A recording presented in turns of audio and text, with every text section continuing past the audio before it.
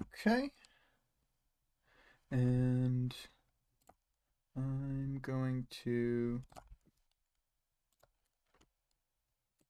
Oh, actually, I think I need to stop. I don't know if this worked correctly. I didn't have the right page loaded, so just a second. Okay. And... Alright, so I'm grabbing the link to send to them, and I think people are already seeing this, so...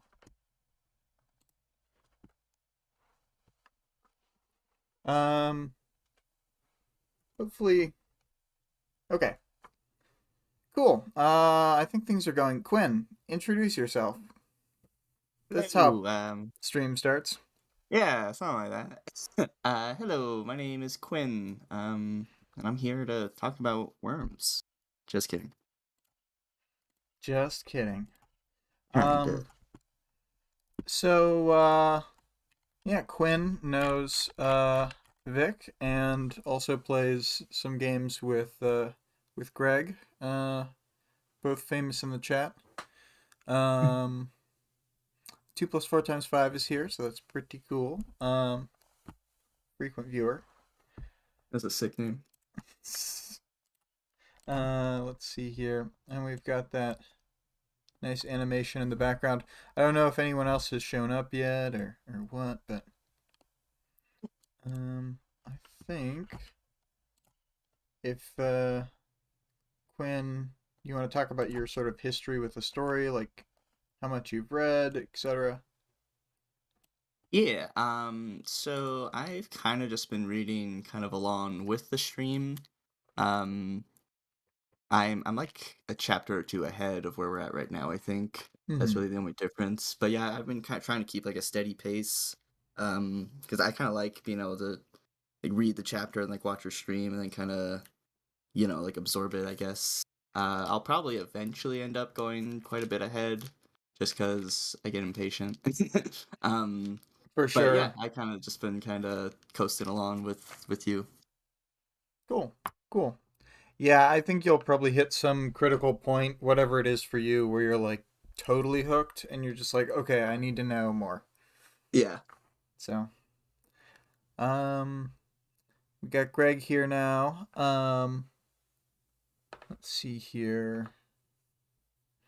So, kind of starting off into 3.5. Oh, wait, I forgot. I was going to read the audience participation question from last week at the top, just as a reminder for everybody. Um, the question was, what do you think of Lisa's idea of the cops and robbers dynamic between the heroes and villains? And we'll talk about that at the end of the stream, so we'll just save our answers, and I'll also bring in the answers that were from the Discord. Um, but yes, starting off for 3.5, um, the chapter picks up like exactly where the last one left off. It's still Wednesday night, the meeting with Arms Master on the patio of the defunct ferry station. And Quinn, are you in the document? Yes, yes. You want to check out? I'm just gonna. That'll be you. You were gonna talk Oh, about that. cool. Yes, so Taylor met up with Arms Master. And yeah, she's like in this kind of weird limbo where she wants to, kind of help out her quote unquote friends, that she's kind of starting to get close to, but she also wants to quote unquote do the right thing. So she's going to Arms Master kind of as like a crutch, I suppose, to see kind of what she can get out of him, I suppose, because she does have like ulterior, I guess not ulterior motives, but she does want like his protection at the end of the day, just so she can fall back on that in case anything does go awry. So yeah. Definitely, I definitely think that's all pretty true. Also, hi Vale. Um, so Vic, do the right thing. Um, so immediately she notices there's something wrong by the tone of Armsmaster's voice. When she's not sure what to do, Taylor projects confidence, telling Armsmaster that she joined the Undersiders. I don't think that this was maybe done in the best way. Maybe she kind of bungled this opening. She could have told him she was undercover or something in a slightly better order, but she's kind of winging this whole thing like usual. And Armsmaster kind of shifts his stance, and it makes Taylor pretty wary. Yeah, I definitely think she could have kind of came at this a little bit better. Like she should have had like some information to give him. I think if she like actually wanted his help, as opposed to just being like, "Oh well, like I can give you this information. You just got to help me first." I think she should have given him like a little tidbit first. Yeah, I think she should have come up with a better plan before she talked to him. Basically, like even if he had been in a good mood. Right. Just a sec, I gotta. But yeah, what are you gonna talk about? Yeah, something I found kind of funny, just like as I was reading it, is Taylor. She like it just seemed a little weird to me, but she just like somehow figured out that he had like a lie detector on him, which like it was like funny that she's like smart enough to kind of just figure that out without really any sort of. I guess she had like background knowledge. But I just thought it was funny. I was like, she really just like thought of that. Yeah, yeah. Oh, Vic says about the last little bit. She always starts talking with the most dramatic version of what she's trying to convey. It's And funny. I think that's pretty true. She's kind of kind of a drama queen, despite not wanting to be. Right. Um, so Vic says Taylor, when someone thinks she's telling the truth, you must have a lie detector. 2 plus 4 times 5. Well, then again, the bank robbery is literally gonna be the next day, so maybe she thought to rush into the meeting ASAP. Well, that is true. I That's a mean, good point. again, there's always a reason, but it all ends up where Taylor ends up. So Taylor uses the lie detector to try to prove her intentions are good and tells him that she's undercover. Information about the Undersiders' powers would be like ridiculously useful for the heroes at this point. Vale says she's traumatized, doesn't have a great experience in social interaction, and is completely in her head all the time. It's true. It's true. Yeah, I'll give her that. Yeah, she kind of told Arms Master, she's like, I know like hella information. Like, she's like, I could like tell you so much about these guys. You just gotta kind of give me the give me a chance. I guess is what she's really saying. Yeah, And yeah. That's yeah, Arms Master, he's not too happy about that. yeah. It's he doesn't like being told it sort of seems like she's trying to like string him along and like take advantage of him or something, Mm, from his yeah. perspective. But I wanted to sort of pull out here that Armsmaster really isn't the type to turn away any kind of advantage, but the stuff that Taylor says about knowing their faces and their names, um, that they're going under, it kind of goes against the unwritten rules of the like cops and robbers stuff Lisa's talking about in the next chapter. Um, and like the longer that Taylor is publicly on this team with the Undersiders, then the worse that sort of defection and betrayal would look to other capes. She would just seem like an untrustworthy person. Um, yeah, Vic's telling the truth. Taylor's trying to dox them, which Yeah. is which is just totally unacceptable. Um, and then Yeah, and then yeah, Arms Master, he was kind of just telling Taylor, he's like, well, like if you really have like information, you should come to the PHQ to testify to all of them. And she obviously like she kind of what were those people she was thinking about? Um, I yeah, pulled she the kind of quote like out thought here like so that you'd be able to look. We got the names of the different the, people. okay, yeah, she said the direct quote is, "My heart leapt.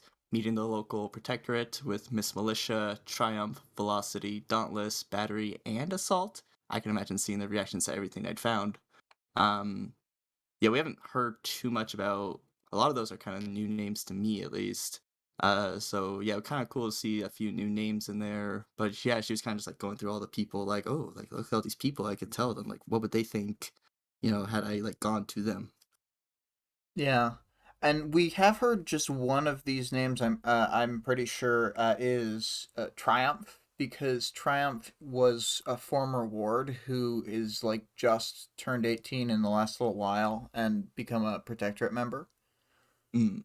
Um, so that's like one guy that we can sort of connect to fill in the dots. But Vic says, Quinn, what do you think Miss Militia's power is? I love her power. It's so funny. Miss Militia. I feel like she's gonna have some sort of like not explosion, but I feel like she's some sort of like I guess that'd be arms master. I was gonna say some sort of like arms kind of person because like militia, but that's a good question. I don't know. I think it's some sort of like explosion, like kind of like Killer Queen from JoJo kind of vibes. Like touch something turns into a bomb. Like that's kind of what I'm thinking maybe. Cool. Cool. Um, let's see here. Vic says you're pretty close. Good job. Am I? Yeah, close enough. I think you'll like what it actually like is. I think you'll be interested to see like what her actual power is. But yeah. And then I wanted to say, yeah, Taylor's pretty excited by all that. And oh yeah, yeah, jumping down here. I think that's the next. Yeah. Yeah. But Taylor, she kind of kept her ground and wasn't really refusing to really tell Arms Master anything of substance. Kind of the whole thing she was doing from the start, where she's like, "Yeah, well, like I'm working on it. You gotta trust me." So not super selling it to Arms Master here. Yeah, not doing great. She does tell him that she needs one last detail, but she can't even say like what the detail is. So it's like, very convincing. Mm. Yeah, and then she kind of drops a little bomb on them, saying like, "Oh, well, the PHQ has like a spy within the ranks." So it's like she kind of is using that as like her justification to be like, "Well, I can't go to them because that spy is gonna figure it out leagues before everyone else and And possibly ruin it." yeah, she's really trying to express the idea of why she can't tell without explaining what Lisa's power does. Um, and it's just not successful at all. It Right. goes really wrong. Um, so she has a lot of anxiety here, or like, you know, both both sides of things, both the Arms Master and Tattletale, make her anxious. Yeah. And yeah, speaking of that, Oh, yeah, Vic is Arms Master asking you a kind of. question real Oh, quick. Do my you bad. think Taylor's caginess here is actually protecting herself from Tattletale's power? That's a good point, and something I was actually gonna bring up is kind of how Taylor seems to have just kind of like a general, I guess, fear or anxiety of Tattletale's power, which I guess any sane person would, because Tattletale's power is pretty scary in the grand scheme of things. I do find, yeah, her caginess probably is maybe some form of protection from Tattletale's power, and also just her being Taylor, being like a little unsure of herself. And then 2 + 4 × 5 said, to be fair, a lot of things make Taylor anxious. That's fair. I'm right there with you, Taylor.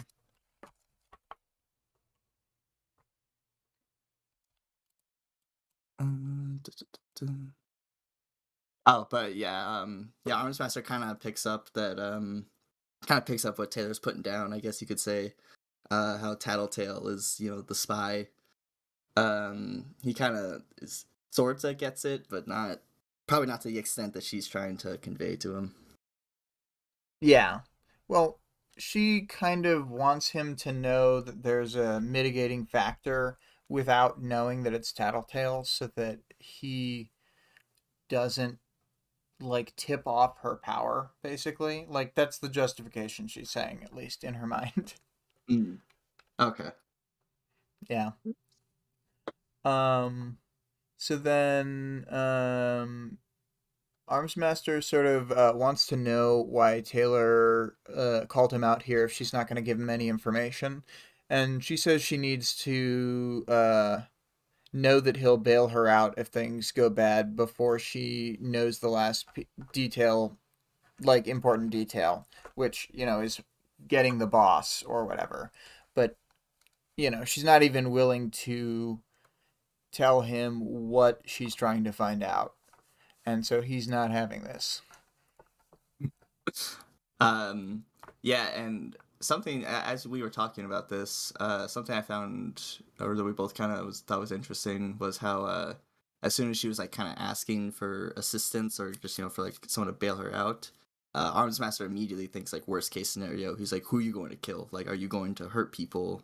Like, it was kind of just like an immediate knee jerk reaction from him, immediately thinking she was going to do something awful like that. Yeah, like really off the rails. Yeah, which is interesting little piece to kind of just think about, I guess. And then, yeah. Then he brings up that Taylor's group. He's like, there's like 2 murderers already within your group, and that kind of sets Taylor back because she's like, oh, I did not know that. Yeah, for sure. I think she's pretty shocked by that. And, like, she immediately thinks that Rachel's one of the murderers. But then when she's actually thinking of her, she thinks of her by the name Rachel instead of bitch for once, which I found interesting because it's actually pretty rare in the early parts of the book for her to, like, think the name Rachel. Um, which, I don't know what that says, but maybe it was an accident, but I feel like there's a lot of intentionality behind the like little weird things. Right. Um, but yeah, But yeah, our master doesn't really say who the killer is. Just kind of like she asks, but he just refuses to answer, which is also kind of something that's like, now why not? yeah. I mean, now that I'm thinking about it, it kind of maybe it was to sow doubt for Taylor to not answer her question, and maybe it was a power move in the conversation. But Uh, uh, it could be anything. I mean, maybe he's even bluffing that there's two murderers. that's a good point. Oh yeah, and Vic preemptively asks one of the Quinn's questions from the bottom of the chapters, but I think it's appropriate to do here. Who do you think the killers are? I think it's Bitch and Gru. I'm like I like Gru, but I don't know. I'm getting the killer vibes from him kinda. I'm getting you. All right. Well, that grew. He's he's gonna snap your neck or like Yeah. break your spine in Bane style. I think But that's he more likely. I think he would Bane someone. oh, actually I think you're right. Yeah. Just Take like this, darken the room. Batman. I mean, his voice does sound weird because of his darkness. It's more hollow and less Bane. But just imagine he was Tom Hardy's Bane. Um, let's see here. Oh yeah, I pulled out these lines because they're pretty funny. Do you want to read these, or do you want me to read them? Yeah, I think you should read them. You're Okay. great at these. You're a middle schooler with delusions of grandeur. I'm not in middle school. Oh, well, he crossed his arms. I stand corrected on all counts. Yeah. He tells her if she was actually undercover, she would have like backup and a handler. And then Taylor like retorts that if she had, a handler and backup, then it wouldn't work because they would know she was undercover right away. Yeah. So, Armsmaster sort of talks about how the lie detector says she's telling the truth, but that just means that she believes what she's saying. And then he goes on to say, abandon this charade, little bug girl, before you bite off more than you can chew. Tell me what you know right now, then go home. I don't care if you put your costume away for good or if you sign up for the wards, but don't go on with the solo act. That's my recommendation. Yeesh. Um Yeah, and then they talk a little bit more, and Taylor kind of brings up the whole debacle with um Lun, that's his name, with Lun, and she kind of in her way, in her kind of mind, she's like, oh well, maybe he owes me, and he kind of goes off on her, and he's like, do you know like how like messy that was? Like he lost what was it, like control of like his team for 2 days. They like took his Yeah, they took all his O-line gear plane away. too, and they Yeah, like they inspected all interrogated of it. him. Hmm. Yeah. Yeah, like it was like a whole thing for him. He was like, that was like not like just a simple, easy kind of, here you go sort of exchange like she had originally thought. Right, exactly. So then she finally like has put together why he's been so hostile since the beginning of the conversation. Mm. Um, in the in the chat, Greg had said about Bran being Bane like, "You think the darkness is your ally?" And Vic said Taylor needs a handler. She would do good with one actually. Yeah. Let's see here. So I think we're right there. Uh, yeah, so Taylor was saying that the little tranquilizers that Armmaster used, she thinks that those like kind of blocked Lund's innate healing power, which ended up hurting him even more. So she was like, "That's not my fault that that happened." She's like, "That's on you." Kind of, holding her ground, standing her ground rather, which good for Taylor. We love to see that. And Vale rightly points out that it's true. I caught Lung. Lung proceeds to almost die of poisoning. Tough to explain that one. Yeah. Yeah. I'm not really sure what you say at that point. It's like I lied on the record. Um I didn't know that the new bug cape was there. Like maybe Yeah. hard to say what exactly he did say. Who knows? Yeah. Um Armsmaster tells Taylor not to contact him again unless she is ready to give information and says, "You're on your own." You know, real dick move. Right. Um, and then yeah, I had written this little bit as a note, and we didn't actually go over this quite before, but like that's kind of your. Oh, okay, gotcha. Yeah. Okay, yeah, and then Taylor, after he was all like, being arms master, being a little asshole, she wanted to storm off, but she's like, I know that's not like what I should do. So she kind of like pleads for his assistance a little bit more, despite her wanting to just storm off and just say like, fuck this whole thing. So she's like is asking more for protection from him again, and yeah, if you wanna, I love this next line you read. Oh yeah, yeah. So Armsmaster clearly practices talking like a Batman all the time. You made your bed. You have to lie in it. He talks so, it's just so great how he talks like that. Yeah, he's kind of a spaz. Yeah. And then here's where she finally like gets angry with Arms Master, and she kind of like loses control and just like lashes out at him. Mm-hmm. She Mm-hmm. said something pretty nasty. It was like something about his reputation being ruined. Yeah. I don't have the exact quote, but I'll pull it up here. I'll read it real quick. No. I shook my head, furious he was being so mule-headed. My fist clenched. Don't toy with me here. Maybe you don't agree with what I'm doing, but I started this because I wanted to do you a favor. The least you could do is not screw with me on this and get me hurt or killed because your fucking rep got a smudge on it. I regretted my words as damn. soon as they left my mouth, but I could hardly take them back. Yeah. Yeah, I loved reading that. I was like, ooh, okay. Yeah. And then he totally just gets her to leave. He goes, "Fine," he decided. Then dismiss me. You can go now. And then she realizes he's using a low-level bully tech on her, but her social defenses are too high for this kind of thing because of building them up by having a terrible time at school. Yeah. Um, and feel free to jump in anywhere along here. I think that if you have a funny line delivery for this, I think like Yeah, anyone can I have fun love. with that line. It's just so I don't know. Go for it. And then yeah, I love how she just at the end of it all, she's just like, "Fuck it, I was going to rob the hell out of this bank." Yeah, it's great. At this point, she's like, "All right, dude, I don't give a fuck. Like, let's just get this over with." Yeah.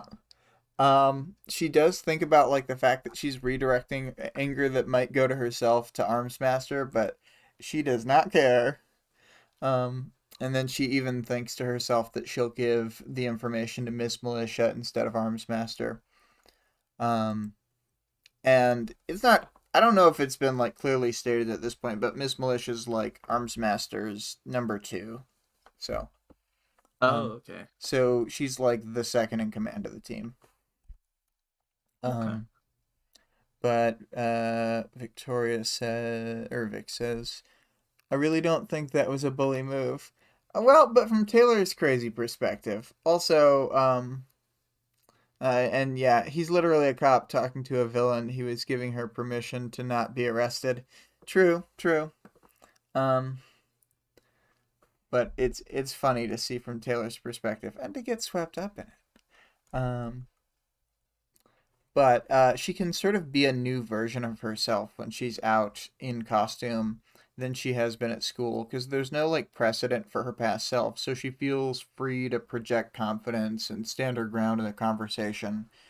She goes from having like extremely negative clout at school to being completely unknown, and just starting at zero is such an improvement for her that like she's able to, you know, talk better. Yeah, The it's opposite of almost what like I'm doing. right. It's kind of like moving to like the other side of the state or like a different country or something. It's like no one knows who you were or whatever, so you kind of get to be just like a different person. Yeah.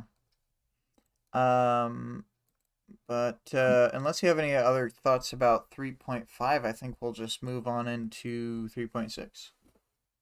Yeah, I don't think I have much of 3.5. I like 3.5 a lot though. It was a cool little interaction between those two.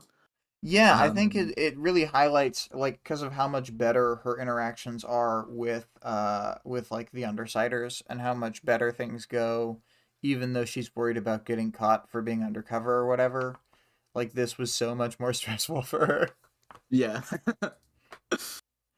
And I'll change um, the art over when we get to the part of the chapter that the art represents, just before anyone asks about the art. Cool. cool. Okay, so starting at 3.6, Lisa starts to go off on a little, I guess, tangent. How she's kind of equating the robbery to, like a game of cops and robbers.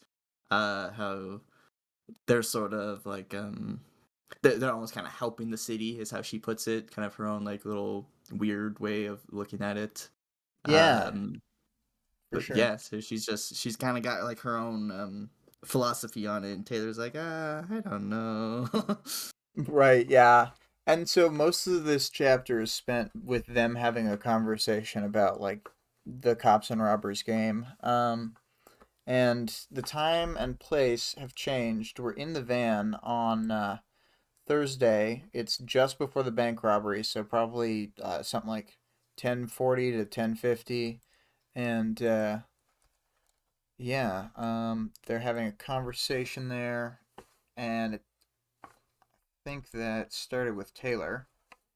Yeah, and then Taylor, she's all she's just kind of like making small talk, and she's like, "How come some villains like don't get their like identity just completely blown as soon as they get caught?" And then that's kind of what starts Lisa on this whole rabbit hole she goes down. Yeah, yeah. Traffic is stopped by the point that or it's stopped to the point that they've turned off the van, and rain is pouring down all around them, which will sort of matter as a setting detail in the next few chapters when they, start a big fight. Um, Taylor has like really small pushback at this point on Lisa's ideas that she's putting forward. I think I ventured that it's a little closer to real cops and robbers than the schoolyard game. And then Lisa goes on to give an explanation of how ridiculous the entire Cape culture is, and that people like the two of them are mostly just doing this for fun and blowing off steam. Yeah, and then Lisa kind of starts to go into she kind of like classifies certain people into, I forget how we put it last night. I think we kind of said that she like puts them into like tiers, I suppose. Yeah, yeah, that's a good Um, way to put it. Is that she kind of puts them in tiers or like a hierarchy about like how dangerous someone is because of their personality on top of other factors. yeah, and she's like she mentions like the people who would be like bad even if they didn't have their powers. She mentions people like Lun. I always forget that guy who's like Lun's like helper who's like O'Neilly. trying to get him out. Yeah, him, and then she also mentions bitch, how she like can be bad, but doesn't like necessarily say she is. But kind of interesting how she threw her in that same little category. Yeah, she like takes a moment. I think the way she does it is interesting. It's um she goes and says, "Lung, O'Neilly, heartbreaker." She paused. Bitch. And then in the audiobook it's like whispered even a little more than I did it. And then Taylor nods and then she goes on. Mm. So and it's broken up paragraph wise. Like it's the end of a big long paragraph, and then Taylor nodding is its own like 2 word paragraph. I actually really like the blocking of this book. I think he like Wildbow got even better by the time Ward happened. I've mostly listened to the audiobook for Worm, and I've like read some of the chapters with my eyeballs, and now I'm doing so with all the ones we're doing week by week. So I don't necessarily know how the blocking is, but I'm really used to it in Ward, and so that's something I really like admire about the work is that I feel like you get the pace super well from the paragraph structure, I guess. I don't know. Mm. Yeah, yeah, I'm looking at it now. Like I see what you're talking about. It's cool how they kind of like break certain things up. Because like Taylor will just say like 1 or 2 things, and it will like cut off this big long stream of consciousness from Lisa. And most of the stuff that Taylor's saying is really jarring to Lisa, or she's waiting, like Lisa's waiting for Taylor to do something when she's like waiting for the nod. Um, so eh, Yeah. yeah, I just noticed that now when I was finding that in the chapter that it was like easy to find because of that. Um, That's anyway, cool. yeah. So Lisa talks about that a little more. There's them who like Cape's like the two of them who are in for like fun and profit. Cape's like Lung and Bitch who would be dangerous and you wouldn't want to cross them even if they didn't have powers. And then here is the quote about the next section. I thought was worth pulling out the actual words. Um, and there's the monsters, the really dangerous motherfuckers who are barely human anymore, if at all. The Slaughterhouse Nine, Nilbog. And so she's explaining this category getting like people getting worse and worse. And then like she uses the word monster, and I think that's like actually important like textually because the word monster will get thrown around and have like a lot of in story weight for the characters for like some capes who have monstrous bodies and like all these people who have these really strong views of themselves and like just different baggage with the word. Yeah, and then Taylor kind of mentions this is like the first time she mentions, and the direct quote is actually just like how we were talking about how it's kind of like blocked off from like other parts. Mm-hmm. And Taylor, she's like the end bringers. I interjected, and Lisa kind of like pauses, and she like kind of pauses, so like you can tell like it affects her, and then she kind of just keeps on going. She's like, okay, yeah, sure, and then kind of keeps going on her point, kind of just like ignoring it, being like, okay, yeah, what about them? Mm-hmm. So Oh, yeah, I I found that cool. noticed. I'm a little behind on the chat. So 2 plus 4 times 5 had said. I'm assuming about the Cape culture. She has a point. It is pretty ridiculous. And then Vic says, "Why? Why she gotta do our man Nobog like that? 2 plus 4 times 5 says, whenever I see the name Nobog, I always think of the stupid reverse goblin from D&D that gets healed when you attack them. Vic says, hashtag Nilbog did nothing wrong.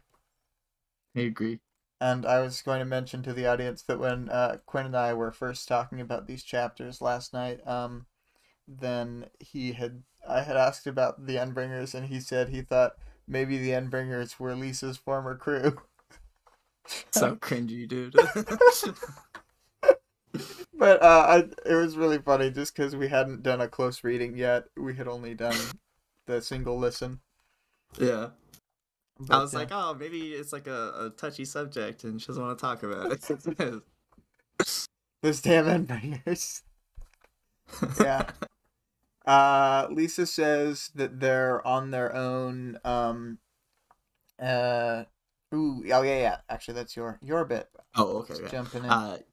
Yeah, and kind of just to reiterate, yeah, Lisa was kind of saying how they're I'm sorry, what do they call it? The Undersiders, how they're kind of their own sort of like good guys in their own kind of, in her like weird kind of philosophy of the cops and robbers, and her being like, oh, we're actually good for the city. We're not like those other bad guys who are like killers or whatever. Yeah, Vale says, "Why do you keep bringing up my old crew?" I just imagine her punctuating that, like Lisa being like, "The Endbringers." Um, but yeah, it's definitely like the stuff that Lisa's saying is, I think, like overstated in some ways, but like hard to refute for Taylor because not only does she not want to blow her cover, but like there's kind of a grain of truth to a lot of the things, or like you can have a slanted perspective and see that like certain way she's talking about something. Mm. So it's all close enough or like accurate enough that she can sort of slide her mind into being able to justify all her actions. Lisa rules. We all love Lisa, right? Yeah. Um so there's kind of a lot going on here. We hear about those background elements we talked about, like the wars and the water crisis in other parts of the world. Lisa talks about the balance of how much damage they're doing versus what they bring into the city through like being the opposition to the heroes and so forth. And she says essentially that they're on the higher risk, higher reward like side of a two-sided coin with the heroes. Like how in the superhero movies, how the superheroes always like destroy the town in the process, and like we saved them.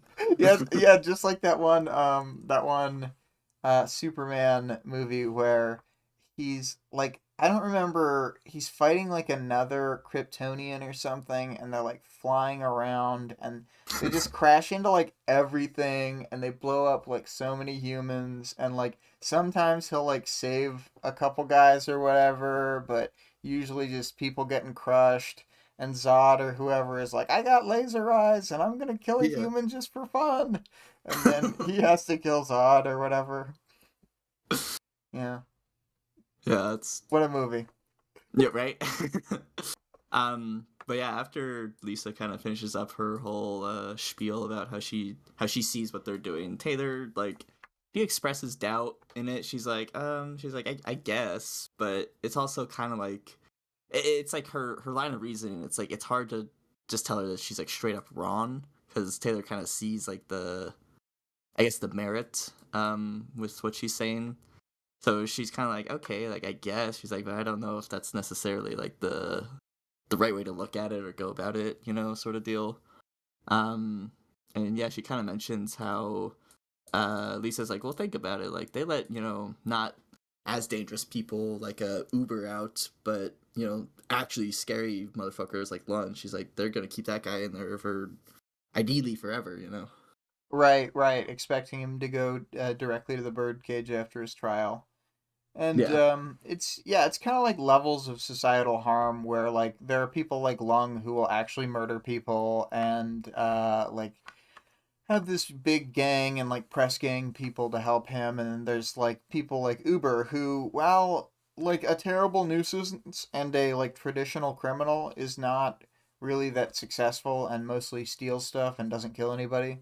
So, um, yeah, just kind of different threat levels, and so they have different. Uh, so she's saying that that fits her philosophy of the cops and robbers game, really. Right. Yeah. Yeah, and then she kind of goes on to mention kind of Cape society more as a whole. When she kind of says someone crosses the line, as she puts it, like Mm-hmm. I guess what would be a good example? Uh, they had a good example in the. Yeah. Do you want me to pull out the quote? I can dump it into the doc. Yeah, yeah, you got it. Um, uh, just grab and set. Do you wanna Oh, skim sorry, it no or worries. Um, yeah? yeah, I'll just go ahead and read it as is. Cool. So she says, but the real evidence to my cops and robbers theory, Lisa continued, is the reaction you see when someone crosses the line. You've heard about it happening. Someone finds out another Cape's secret identity, goes after the Cape's family, or a Cape wins a fight and decides his down opponent isn't in a state to say no if he's feeling lusty. Word gets around, and the Cape community goes after that fucker, protecting the status quo, keeping the game afloat. Bitter enemies call a truce, everyone bands together, favors get called in, and everyone does their damnedest to put the asshole down. Um, so yeah, she kind of goes into Cape culture a little more there, Mm-hmm. saying Mm-hmm. when someone does cross the line, going after someone's family and stuff, unlikely alliances are formed, and they're just the whole goal is just take this motherfucker down. Which is interesting how that's kind of like a thing. I think I found that it's kind of cool. yeah. I think it's interesting that she specifically mentions protecting the status quo. Um, Hmm. I would guess that a lot of capes, like under whatever status quo there is, are making a lot of money, like especially the criminals. So it's like good for them to keep things sort of going as they are, where they don't get put directly in like super jail. you Yeah. know? Um, let's see here. I'm gonna check out the chat. It looks like we're a little behind. 2 plus 4 times 5 says Superman, zero casualties. The government, but at least 300 people died. Superman, zero casualties. Eyes start glowing red. yeah, Vale. Why do you think in world it's okay for a person with powers to commit a crime and get away with it, while a person without powers does not get away with it? Um, I kind of think that. Oh, Vic says. I'll read if Vic was answering that. We have to let him out of jail by Sunday. That's when they stream. Good question, pal. I think part of that is Cape cops have really similar experiences to Cape villains, and that's not really the case with normal cops and normal criminals. The PRT seemingly has their own protocols that they follow and are largely influenced and written by other capes. Yeah, I think that's a good point. That capes themselves have like rules that were entirely written for them in the not only the modern era, but it was also, I mean, like I guess a bit of background being like heavily leaned on to be a certain way. So, um, to give them a lot of latitude. Um, and I guess skipping ahead a little, they don't send everybody right away to like the birdcage, for instance, because I think it's better for them to have some low level villains holding territory who are rather benign, um, to stop like really dangerous people. Like just skipping a million years forward to Ward, we sort of see that like in the history, like 3 or 4 years before this story, in Boston, when some important person was toppled over, there was like a war for the city for like months and months. There were just all these different like street fights and stuff, so they don't really want that happening. But yeah. Anyway, um, I think we were right here. Yes. So, yeah. So after the whole conversation, Taylor's kind of just like, I don't know. She kind of just realizes she's like talking to Lisa. It's like walking on eggshells, and she's just very uneasy around her. Also, kind of loops back to that whole being scared of her power sort of thing. Mm-hmm. Like, Mm-hmm. it's hard for Taylor to really just be comfortable in her own skin. I feel like around Lisa for a multitude of reasons. Um, so yeah, I just found that kind of interesting. She's just like, this girl's crazy. Um, and another interesting thing that we were talking about was how Taylor, she mentions like her weapons a lot, like her little baton thing, her little dagger, and then her like pepper spray. We found that interesting because it might have just been like a change of like the writing style or something, but we would think she was like, because she has like that entire like swarm like in the back of the van, so we would Mm-hmm. think she'd like she was thinking about like violence or whatever was on her mind, that she'd be like thinking about like her swarm and thinking about her power rather than like her weapons, because at the end of the day I feel like her power is stronger than her weapons. So I don't know. It's just kind of something interesting that we noticed. We're like, huh, that's weird that she brings up her weapons and not like her power. Yeah, yeah. It was pretty odd, and I couldn't tell if it was like an intentional choice because of it being like early on she doesn't think of her power that much, or if it was like just sort of an accidental thing and that he got better at weaving in later. Because Yeah, like it doesn't really make sense to me that like she has the biggest swarm that she's maybe ever had up to this point and she hasn't thought about it once. um yeah. And since I haven't read it, like I didn't really like put that together. I was just like, oh yeah, she's just kind of like looking at her weapons. But then you brought it up. I was like, huh, that doesn't really make a lot of sense. yeah, yeah. um but 2 plus 4 times 5 jokes. Wow, just casually spoiling that Ward takes place in the year 1,000,2011.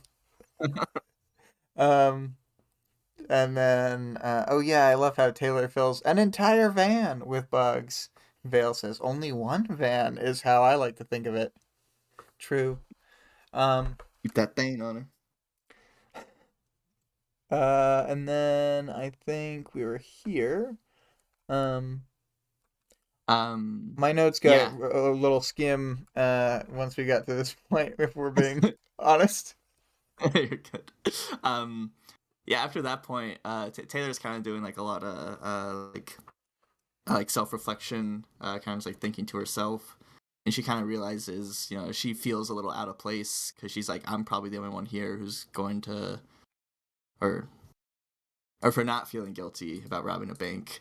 She's like, I'm the only one here who's gonna like be feeling guilty about this. Everyone else is kind of just like, yeah, like here we go, let's get this done.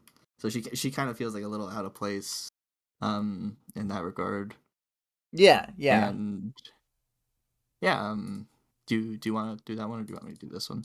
Oh, I'll grab this one. Then oh yeah, she goes through each of the other undersiders in her head, like going through Brian. Um, uh, Let me see this section. I think it was uh Alec, Brian, and Lisa. Where'd that thing go? Were they murderers? Murder. Here we go. Then there was the fact that Armsmaster had said 2 members of the Undersiders were murderers, and doubt was tainting every interaction I had with these guys. When I was smiling about a joke Alec made, was I enjoying the joke of a killer? I like Brian, but now I was looking back on how he had pointed out how to brutally disable someone in a fight, and I was wondering if he'd ever gone that one step further and snapped someone's neck, or Bane snapped someone's spine. It wasn't 100% impossible to imagine that one of the secrets that Lisa was so fond of keeping included murder either. I felt like every interaction with these guys was spoiled now, and there was nobody I could ask to clarify the lingering questions. I like being able to do these dramatic readings without them needing to be like spot on or anything, Yeah. like out of context of a chapter read. Vic says, "Hold on. Since when does Taylor smile at Alex jokes?" I literally think she's misremembering that. Yeah. Um, I think here oh, that's probably. me. Yeah, and then Taylor and Lisa kind of had I mean, this whole van ride's kind of like a little heart to heart thing between the two of them. But Taylor and Lisa kind of admitted that they like each other, and she was just like, I forget what the exact quote was, but Lisa, she's like, believe it or not, she's like, I actually like you. And Taylor's like, yeah, you know, you're not too bad, also. So you know, it's kind of cool to see at least like a camaraderie sort of forming between those two, despite the fact that Taylor, she thinks, you know, her end goal is to get these guys, you know, locked up and whatever. But yeah, Yeah, it's just kind of cool. But she does explicitly think how she likes spending time with Brian, Alec, and Lisa, and how paradoxical it is that she wants to turn in the four undersiders. But I pulled out the Lisa quote here, and I'll read it out for you. She went on, "See, I know you. Believe it or not, I like you. Did from the time I saw you on that roof, opposite Lung. You know how we fear the unknown? Well, I know stuff. That's my whole thing. And that motherfucker is one of the very few people who can spook me. You, Taylor, stood up to him." Yeah. Taylor, um, yeah, and then Lisa kind of starts to pick up that um, what's her name? Taylor was kind of having some like turmoil, and so Taylor has to tell like a half truth to kind of I guess like appease Lisa's power, so she doesn't, you know, figure out too much about what she's thinking about. And so Taylor's like, oh yeah, I got into this argument with you know, it was with Armsmaster, but she says with someone last night. Tries to kind of omit a lot of details, and Lisa's just like, yeah, well, fuck that guy. Like, you're great, you know, sort of deal. Yeah. Yeah, exactly. Fuck him. Yeah, just fuck him. Um, and then yeah, Lisa can tell that Taylor doesn't really believe the robbery plan is going to pan out very well. But then she says, she says, "It's okay. An hour from now, you'll be rolling in money and laughing about how pessimistic you were. Promise." And then they pull into the back area, and then um, they're waiting for the other van with the other undersiders and bitches dogs, and they both put on their masks while they're still in the van, and Lisa applies her face paint. Yeah, and then to end it all, Taylor shows that she's ready. She's like, let's go rob a bank. Yeah. Lisa grinned. Lisa's got a grin. That's how it's got to be. It's just who she is. So I mean, I love this chapter, obviously, and I get the impression you liked it too. But what are your thoughts? Yeah, yeah, I really like this chapter because Lisa Tattletale, whatever we're calling her, she seems to be, she's like my she's someone I'm like probably the most interested in learning about so far. 'Cause she just seems like she kind of has a lot going on, I guess. And yeah, so this was kind of a cool way to kind of look into how she views the world. She kind of, you know, went over, you know, her philosophy, kind of. Oh, you know, we learned a little bit about the, you know, her former crew. I can't remember their name right now. Uh, the what do they call it? The end brainers or whatever. Yeah, Yeah, end brainers. yeah, Lisa's former crew. Yeah. Um, Yeah, we learned. I mean, we didn't really learn, I guess, a whole lot about that, but that name was brought up, and we are like, oh, okay. So we kind yeah, of put like a little pin in that. So that was cool. But yeah, I just really liked it because I really like Lisa as a character, and I think she's really interesting. yeah, yeah, for sure. That's good. That's the same kind of thoughts I would have. But yeah, I would. As far as Lisa or Tattletale, I'd probably Lisa for this chapter, and then like the last scene of this chapter and onward, I would probably call her Tattletale from my own perspective in terms of like once she's got the costume on and she's doing the extra acting and extra flourishes. Mm. Um, because they be silly like that. Um, do, do, do, do. Uh, I like what Greg said. If they ever meet up with Lisa's old crew, they can become the friend bringers. awesome. That's awesome. Yeah. Okay. So for the themes, bullying, the way that Taylor views all of her interactions is tinged by this. Like, she sees the arms master conversation as him kind of bullying her. She doesn't say that explicitly here, but she'll like think about it later. Um. Uh. Oh. Oh no. 2 + 4 × 5 says that depend bringers. God, what have I started? It's a disaster. Um. I think there's some really basic touches on the escalation of like force theme in terms of what do you call it? The capes that are like benign to the dangerous ones to the monsters to the step up for the endbringers. So like there's the escalation of stuffs sort of very briefly touched upon, and they say that they sort of gang up on any big threats. Hmm. And, it's important to imagine them ganging up on big threats because let's imagine that there was some sort of power vacuum in the city caused by some sort of lung was arrested, that kind of an event that we have, would never see in a story like this. Right. Um, but Mm. what is the chat Oh, saying? Oh Nick my is saying god. you I forgot. did forget the other picture. It was a disaster. They drove in front of the bank and we forgot to mention it. I thought I was going to mention it, but I forgot to. And now we can go back and talk about this because we're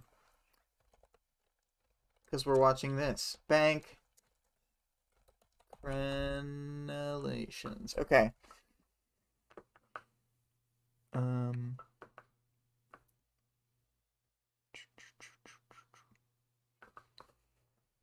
so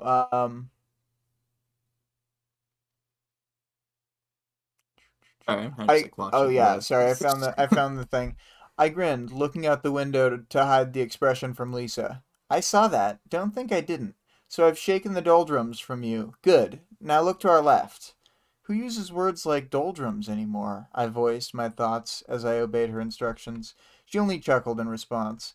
As I realized what I was looking at through the rain and past the traffic, I swallowed hard. It was a stone fixture, 6 stories tall, with crenellations on the roof and balconies, stone gargoyles at the corners and iron grills on the windows. The entryway had wide stone stair like a courthouse with statues of rearing horses with wild manes on either side. The name of the institution was etched into the stone above the doors, the Brockton Bay Central Bank, a virtual castle. Or, bank. So this bank does not look quite like they described, but when I looked at the drawing, was initially drawn to look at Lisa anyway, so I didn't think it was a problem. I thought the image, we'll see the finished image, but I think it looks great. There's a very slow part in here where the color just slowly changes on the sidewalk for, like quite a while, so we'll we'll move on. And yes, as Vic points out, the bank is perfect. No problems with it. No Yeah, issues. it's It has the exactly how I horse imagined it. statues right there. Look, there's the gargoyles. Um, I love the iron bars on the windows mostly. Um, but 2 + 4 × 5 says Taylor. Who uses the word doldrums anymore? Taylor, literally a dozen chapters ago. I'd get mucho cred from the good guys. Vic says the horse statues are behind the cars. True. I, they're right there. Perspective. Yeah, and that's why I'm don't know art. I'm a philistine really overall when it comes to horses. Um, boop, higher definition version. The gargoyles are definitely on the roof. I definitely don't think we needed to see the gargoyles. That's no problem. Um, what do you think? There are floor gargoyles? Who is this art critic? I'm sorry to roast your art, Vic. I really do like this image, like I told you earlier, because I just love the way Lisa looks, and the colorations look really great. The way I don't know what to call it, but I think the lighting effects that you do is what I'm thinking of. Like the lighting effects are really great, and like the palette for this set of chapters, I think has been good. Yeah, I Um, really like this picture. yeah, I think I'm not sure. Maybe I'm like remembering wrong, but I think Vic said that it's gonna be different color palettes for the different arcs, something like that. And I thought that sounded really cool. And we had seen the like more purples for arc 1 and stuff already. Yeah. Hmm. But moving on from cyberbullying Vic IRL, um we will see the characters. So, Armsmaster. Before I jump in, do you have anything you want to just tack on at the Uh, start, or do you want to hear my thing and then talk about him a little bit? yeah, I want to hear your things. I feel like Okay. I have a different view on Arms Master than other people. Yeah, I think that's true. I uh maybe I'll drop in how I feel about him more than I have. Most people get a bad vibe from Armsmaster right away, but this conversation really shocks Taylor and confirms suspicions, like the couple suspicions she did have from him before about him being sort of glory seeking and stuff like that. And a lot of people get this really bad vibe off him from the very first conversation. I actually think he comes off pretty well in the first conversation, but it's mostly because of the way Taylor reacts to him, thinking like even though I'm in no mood, it's like mostly okay to talk to this person and he seems fine. Um and so I thought he was fine from that. And so I too was a little surprised at, him just like coming out the gates with like you suck, bug Yeah, teen. you just kid. Um, yeah, cause yeah, like you said, when we first met him in the lung chapter, like I had no issues with him. I was like, this guy is fucking sick. Like he's all decked out. Like I liked Arms Master for all intents and purposes when I first met him. This is like really the first interaction where he's kind of been someone of us I didn't like as much, and I still don't like dislike him because I do think he's kind of valid in some of his I don't know what you call it, reservations, I guess, about her plan. He's just Yeah, like, yeah. because he's what like a 30-year-old man. He's like, I'm not gonna like trust this to some like little kid who's trying to rob banks and shit. Like, I guess she didn't tell him that's what was happening, but he's like, I'm not gonna trust this like little kid. I'm a grown ass man. I got my own sort of way to go about it. So I see where he's coming from. I guess is what I'm trying to say. Yeah, and I mean you'll get to know a lot more about like what's happening in the long haul, but it's good to have that perspective like that. It's interesting that you feel more like that because I felt closer, like a middle ground between where you feel, um, and then like I have a hard time separating knowing that well, like what happens with the character too. I think because I really like his story arc, so like I'm just like I mean I know he's a dick, but But he's just so cool. yeah. Um, yeah, she's gonna have a long like storied history with Armsmaster. So, um, Yeah, because I've seen how you guys like talk about him like in the other streams, and I'm like, wow, it seems like no one likes this dude. well, yeah, but also you've seen the way that I talk to Vic about him at work, and I just like Yeah, kind of mess with her about that. Vic hates that guy for whatever reason. Yeah, fucking Armsmaster vomit. But I'm gonna catch up on the chat. I noticed there've been a couple.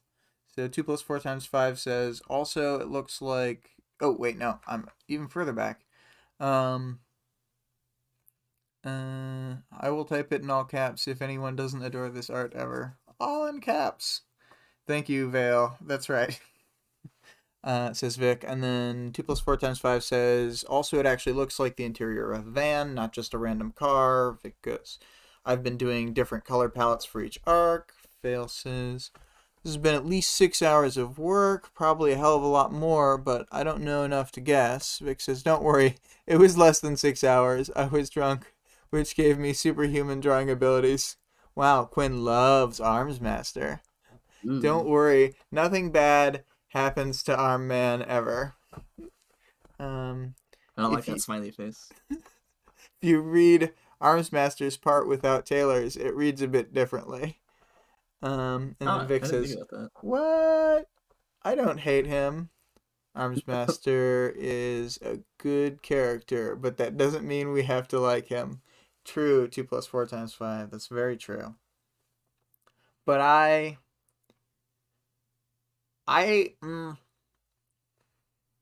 yeah, I don't like what he's doing here. And it's fun to rag on him, but love his I love his dumbass.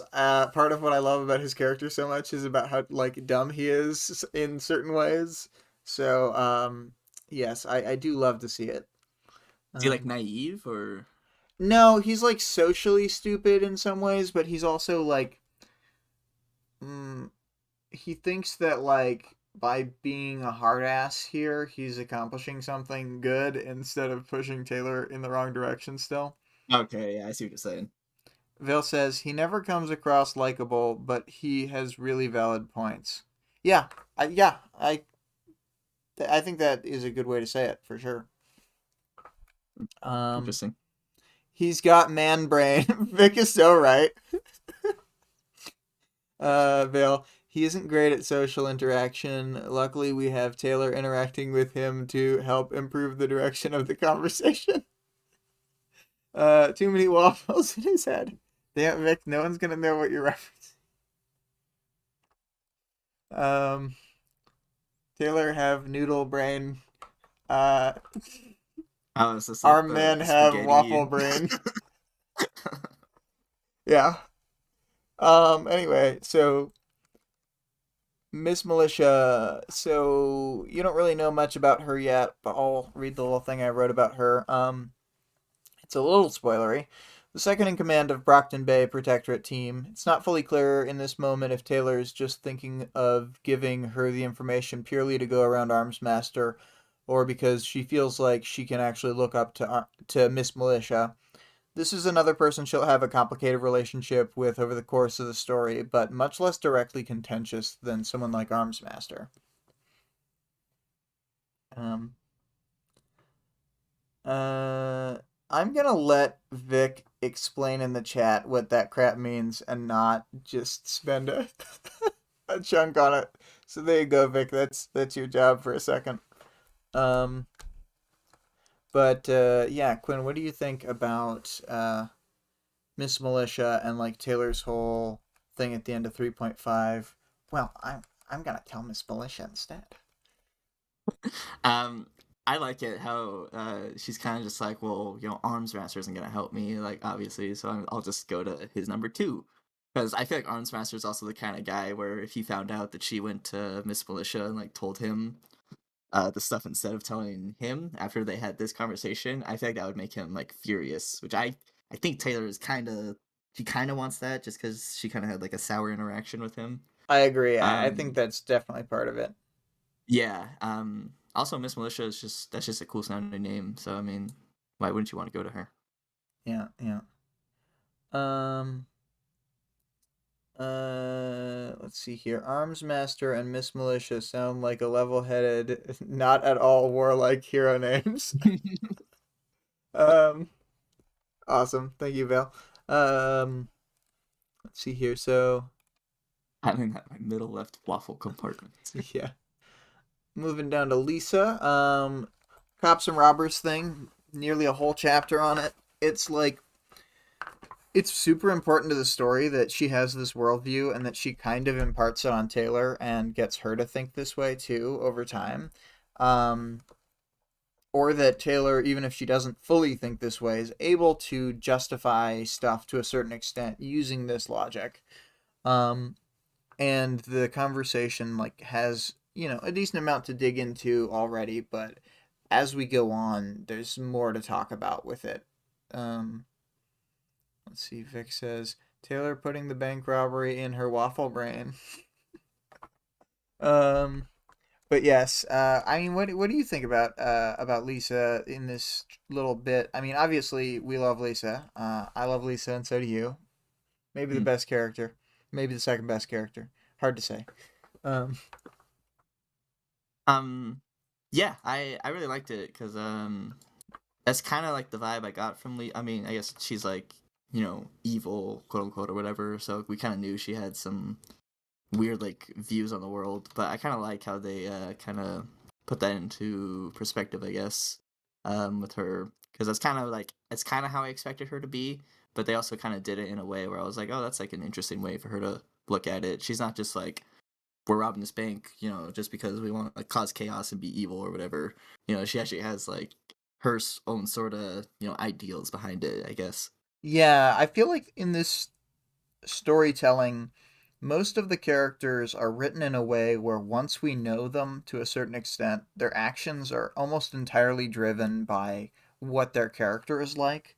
Like, why are the undersiders robbing this bank? Because they want the money, because they want the clout. Like, these are the types of people to do this. They'll do something risky if they can convince Brian. Like, it's a whole like all of it makes sense in terms of their character, and like that's a very basic example, but I feel like later on there will be characters that we know from earlier chapters who are doing stuff in the background, like characters will leave the city, stuff like that, and be like have their own separate like story that's happening in the background. So, Mm. like we've heard of Fault Line's crew, but like when we actually see from Fault Line's perspective way later, like she's gone on a mission like outside of the city with her mercenary group, and oh, it's pretty interesting to see that that they don't exist simply to fulfill Taylor. You know, Yeah, yeah. I like how they do that. I'm gonna catch back up with the chat for a second. The bank robbery compartment is right next to the Grua's hot compartment. There isn't much room left in the Grua's hot compartment space requirements. Then there's a tiny little section in the waffle field. Brian is a murderer? Question mark. I think that's one of those corner pieces that's really small, and it's at the edge, so the syrup kind of flows off it, so we don't have to keep too much syrup in that compartment. I like your way. I like the way you think about this. Yeah, it's important that we save the good compartments for like Brian is hot, bank robbery is good. Um, um, I think that there is some pretty good world building in this. Gonna jump onto the. You know what? Actually, I'll just mention just as a side moment the other three undersiders. Like she does think about like, oh no, two of these people are murderers and stuff, and like thinks definitely Rachel, possibly Alec, Brian, or Lisa. But so we get some interaction, and she thinks about how she like really does like Alec and Brian as well as Lisa. But of course, Rachel is left off that list. So Yep. uh, we'll see. Uh, but yeah, so it's really just core characters at this point in these chapters. I think Rachel is like I feel like they're using her as like bait almost. Like I don't think she has killed anyone, honestly. I think it's like they're trying to make it seem like she is because that's just like the obvious answer, but Hmm. maybe I'm just doubting because it seems so Hmm. obvious. Okay. Well, but so are you gonna revise your answer? You think it's who? Do you think the two murderers are? I think it's Lisa and Gru, honestly. I can Okay. definitely see Lisa being the killer. Okay. So it's Lisa and Brian, the one she likes the most. Yeah. Okay. Okay. So for the powers knowledge and world building, we'll just jump into the wars and the water crisis, like things that are mentioned as stuff that are generally skipped over by the news, who use capes as flashy news stories to redirect focus. Um, they simultaneously front page capes and don't show any of the uglier side of stuff. It's kind of like an interesting dynamic because the capes can lean really heavily on most media sources. because like they go through the government and stuff too. The same way that in real life, like cops and military do that. Right. It's kind of like how for like weeks people were just like, "Oh, Will Smith smacked like Chris Rock." I was like, "Okay, like that's interesting, I suppose." But like in the grand scheme of things about the world, it's like, okay, who really cares, you know? Right, right, exactly. Because there's just so much going on, and like that's relative to, I don't know, war/slash climate change. Yeah. Vale asks, "How did they do the murders?" Gru, you mentioned Bane. How did Lisa do it? That's a Ooh, good question. Quinn, how did that Lisa is a do good the question. murder? Lisa gives me like Catwoman vibes, so I feel like she might be able to do some sort of well, because Lisa, like, she can gather like all sorts of information. So I feel like Hmm. if she has like the right information, she could really do it any way she wants. Really, like slip poison into their drink or like their morning coffee or something. Or like if she finds like the route they take to work, maybe they take like a train and she like fucks up the rails on the train or something. Like I feel like she could go about it Whoa. so many different ways. Vic says Lisa was just so mean that the person died. I think Probably, honestly. I think Lisa convinced them the cliff was actually a stable road, says Vale. I mean, that's a good plan. Yeah, I Um, mean, I could see her doing that. she could do it in so many ways. I agree with you, Quinn. She could plan so many murders. Yeah, so I mean, it's hard to say really what she did do, but basically, yeah, I could see her doing really anything. Vic says, "I just read a chapter where Lisa pours everyone wine, and I was like, oh my god, is she poisoning them?" I would not drink wine from Lisa. That's all I'm saying. So Quinn's questions, because I didn't remember to get an audience participation question ready yet, so I may have to do that after stream. But Quinn's questions, Taylor's cape name. What will Taylor be named? And it looks like you came up with one here. Yeah, I know it's kind of doesn't really make sense. So the name I have is Flytrap, and I know a flytrap is like a plant, not a bug. But it's like fly trap. I don't know. I honestly, because I'm trying to think of like good names for her, but it's like every like bug associated name, as she said earlier, like in the book, like sounded like too villainous or like has already been taken. So it's kind of hard to like think of a like a bug name. I feel like she could also just take bug. Everyone's calling her bug. She might just take that. That's like a possibility, but I don't know. Yeah, yeah. Insect teen, perhaps. Yeah, Very intimidating names, such as these. Um, yeah, she kind of gets stuck with a name. But we'll see that when it happens. Um, and then we've already talked about that. Um, I was gonna go to the Discord and read some of the audience participation. So just a sec while I grab that onto the correct window. Uh,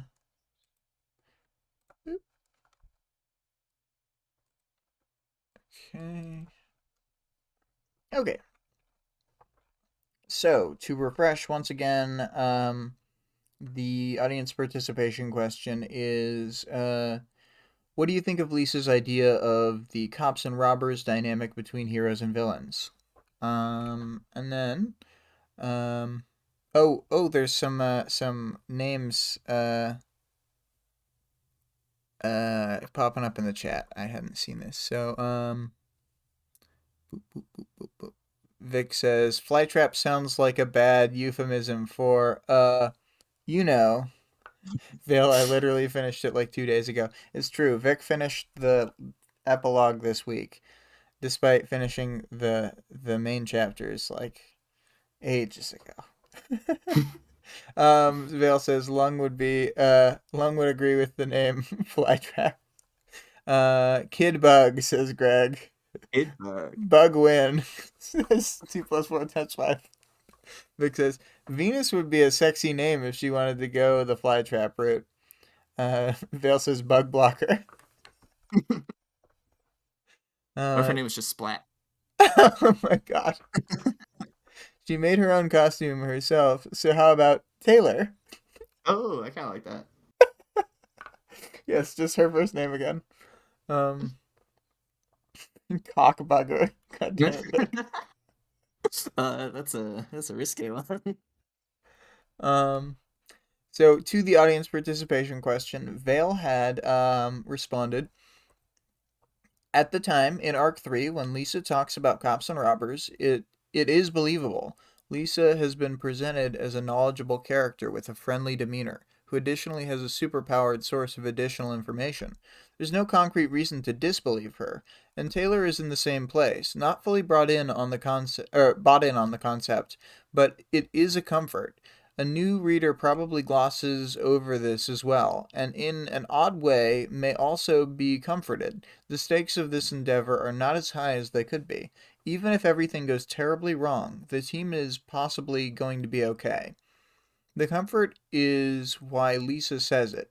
She probably believes it to some partial extent, but has some insight that there is a less than 100% hardcore arrest and a remove villains from the world mentality by the heroes. But the fact of this doesn't matter. She's reading Taylor and tells her what she wants to hear in the moment without being too obvious. She keeps her on track. She tells her something that's vague enough to debate later without seeming dishonest, comforting enough to rest Taylor's mind a bit on what she's about to do, and true enough to not be solidly questioned. Yes, I agree.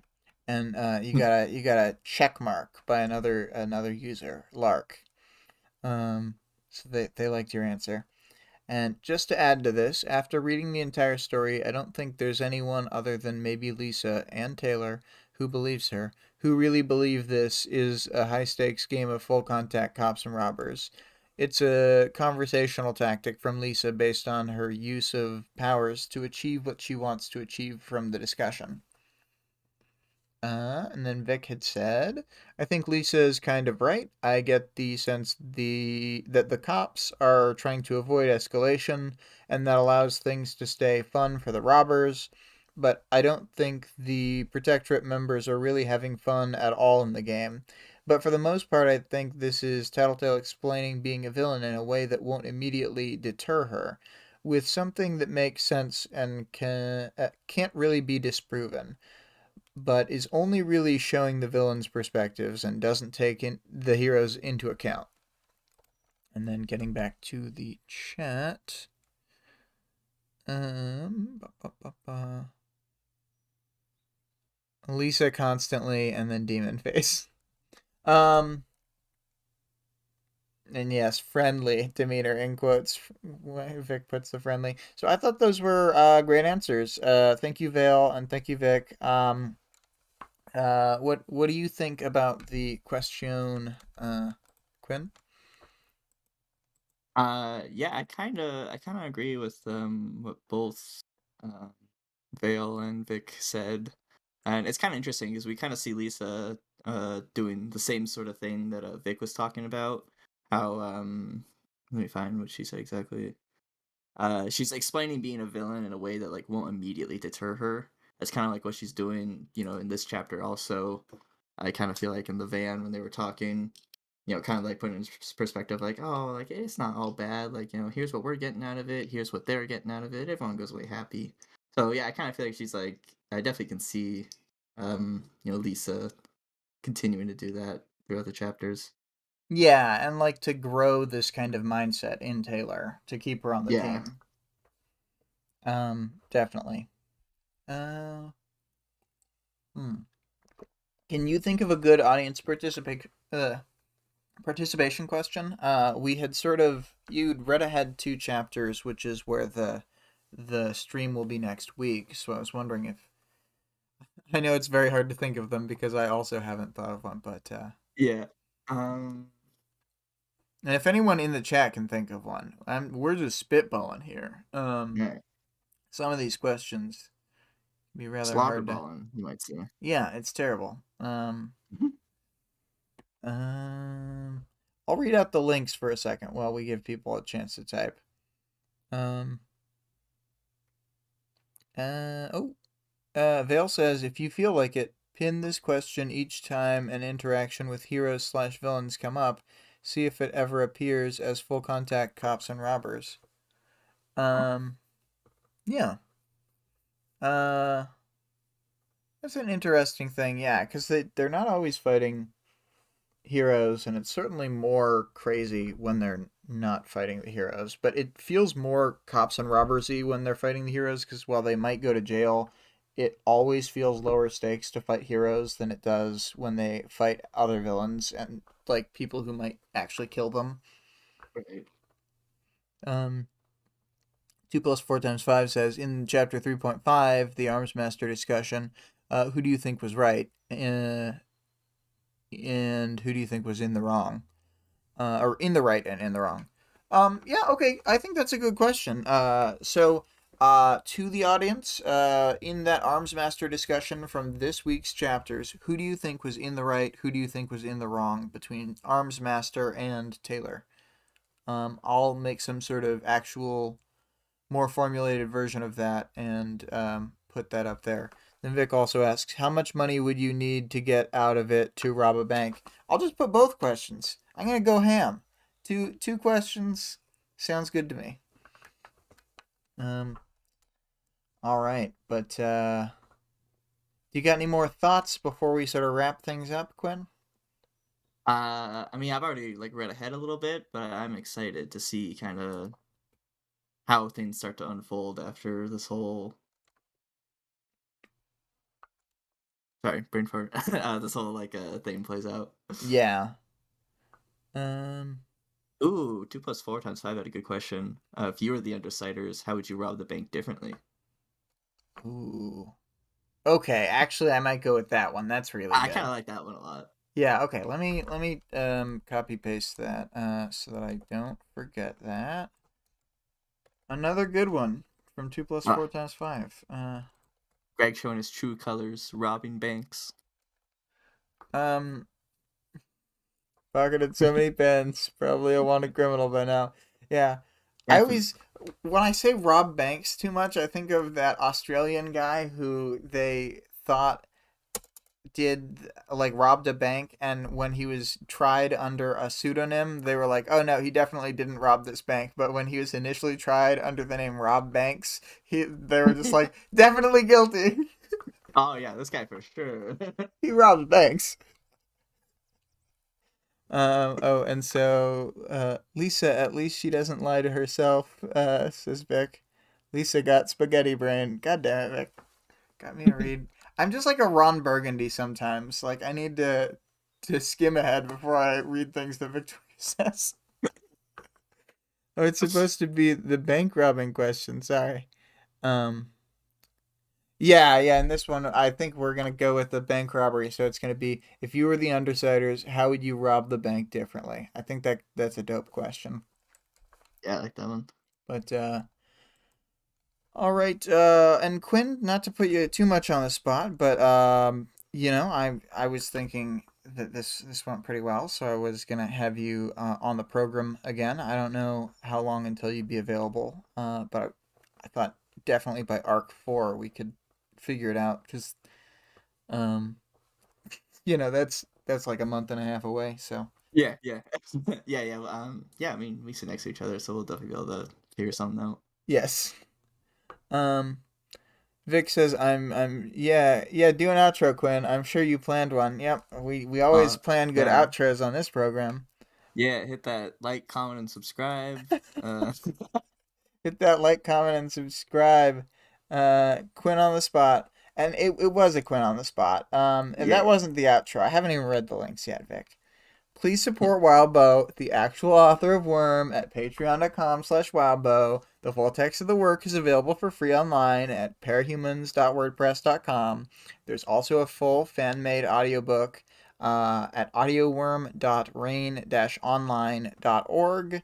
That, all that, and the Discord link are on the YouTube descriptions as well as the YouTube channel description. So, a musical outro is 100% more likely, or 100 times more likely to get likes and subscribers. Data facts. Probably true. I would need. I'd like to have some music for this. That'd be good. Um, I'll try and figure it out. But I just got to take this 1 week at a time, and yeah, just kind of winging it. You should Sing write an like a outro for rap song. us. A rap song. Ooh, I don't know a about worm that. rap. A worm rap. I don't know that mm, I'm hesitating more now. Sing an outro for us. Okay, so um, I think that it'd be something like well, I was gonna go for something that was outside my vocal range, and I decided not to. If Vic writes a worm rap, I will sing it if it's appropriately. I mean, it can be embarrassing, but uh, it will have to be funny enough for justifying it. You know what I mean? Right, right. Yeah. Taylor rhymes with Taylor, if that helps with rap. God damn it. So the outro song, uh, it's not happening. I can't get myself to sing. I wanted to do it as a bit, and then I thought, no, it's just not happening. Yeah, yeah. Bye, everyone. You guys are great. This I is, this is very fun. I'm ending the stream, though. Didn't write an outro.